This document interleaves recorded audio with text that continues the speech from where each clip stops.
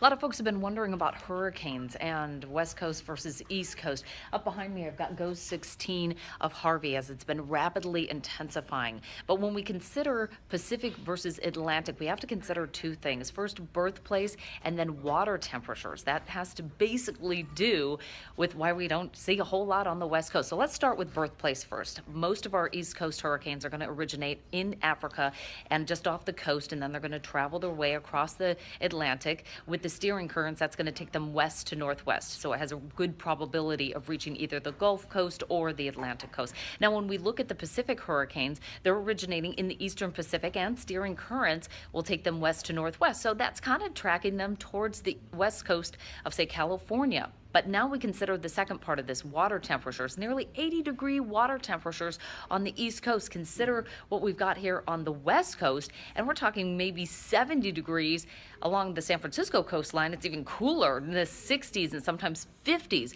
So that just doesn't have the thermal energy to continue and sustain hurricane development.